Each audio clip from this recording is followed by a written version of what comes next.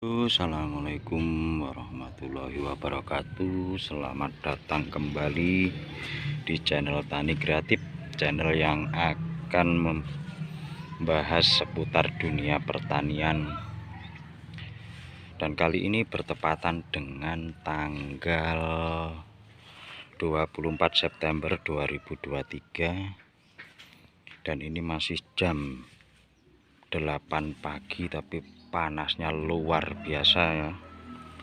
Ada yang bilang, teman-teman bilang katanya nerakanya lagi bocor ini. Tapi kita tidak sedang membahas itu. Sesuai deskripsi, kita akan membahas tentang manfaat gulma. Jadi gulma itu bukan musuh kita. Gulma adalah sahabat petani. Jadi jangan, kalau bisa memang ya, kalau saya pribadi menyarankan jangan sekali-kali menggunakan herbisida untuk membasmi gulma.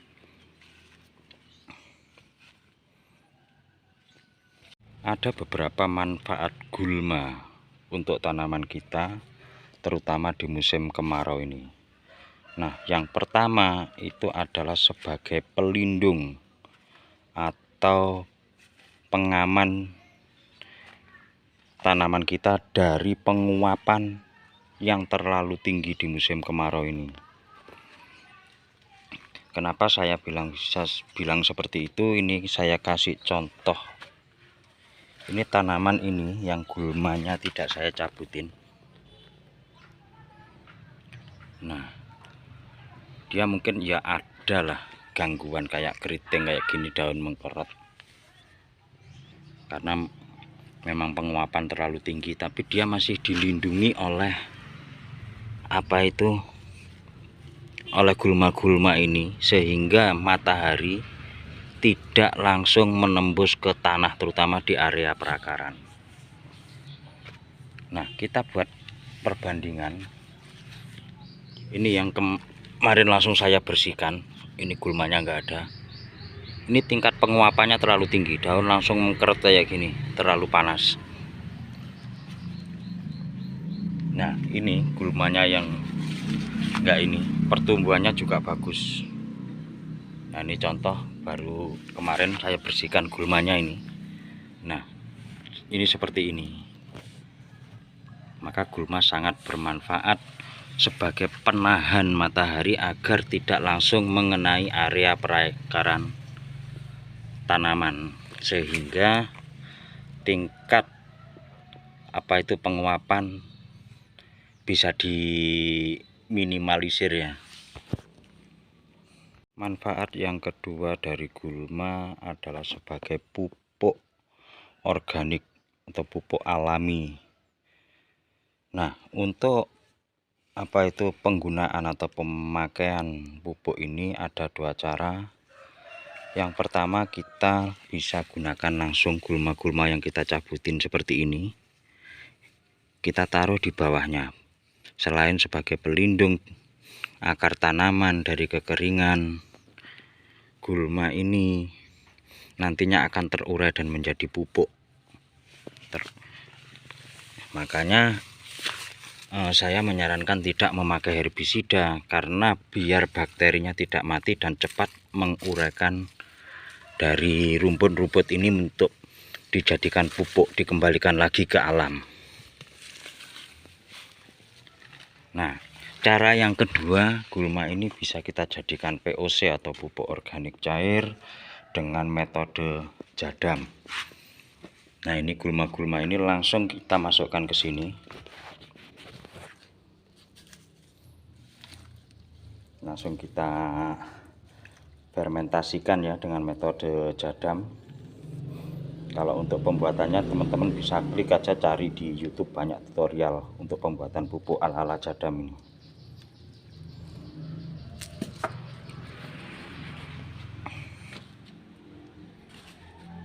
Manfaat yang ketiga, gulma ini sebagai penggembur dan penyubur tanah.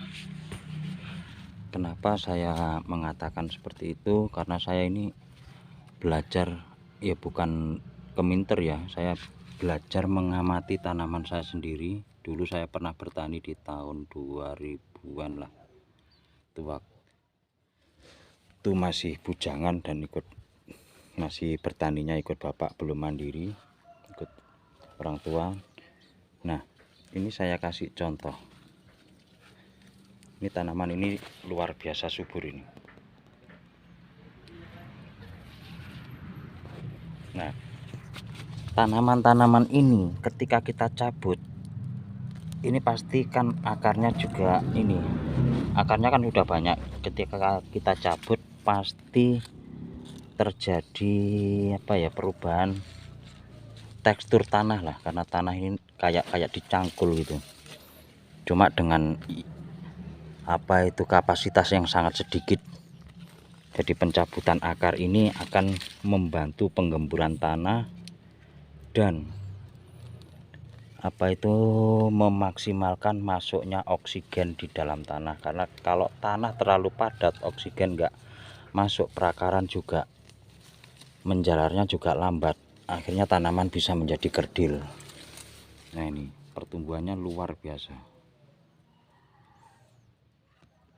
Padahal kita juga belum memakai pupuk kimia ya. Yang keempat dari gulma ini, dia mampu menularkan sifat genetikanya terhadap tanaman budidaya kita. Kita amati aja di hutan itu kan semua tanaman, banyak jenis tanaman kan tumbuh bareng, tapi mereka bisa hidup berdampingan dan sama-sama subur. Padahal mereka tidak pernah diberi pupuk. Seperti yang kita ketahui bahwa semua tanaman, baik tanaman budidaya maupun rumput liar, pada hakikatnya kan mereka yang dibutuhkan sama, yaitu unsur N, P, dan K, sedangkan alam sudah menyediakannya.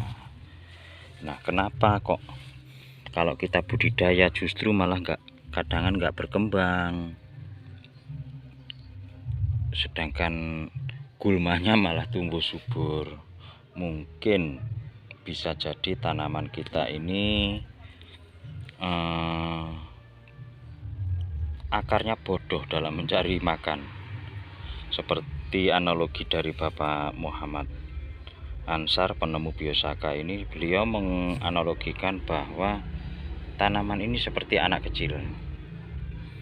Kalau dari kecil kita cucu makanan atau sesuatu yang dia minta selalu kita berikan, dia nanti dewasanya, ketika dia dewasa pasti kurang pinter lah mencari penghidupan. Beda dengan anak yang kita didik mandiri. Nah, untuk keterangan yang lebih detail, teman-teman bisa cari di YouTube ya, di YouTube Penyuluh Pertanian Lapangan dari channelnya Bapak Rizali Ansar. Beliau waktu wawancara dengan Bapak Muhammad Ansar itu penjelasannya sangat detail banget.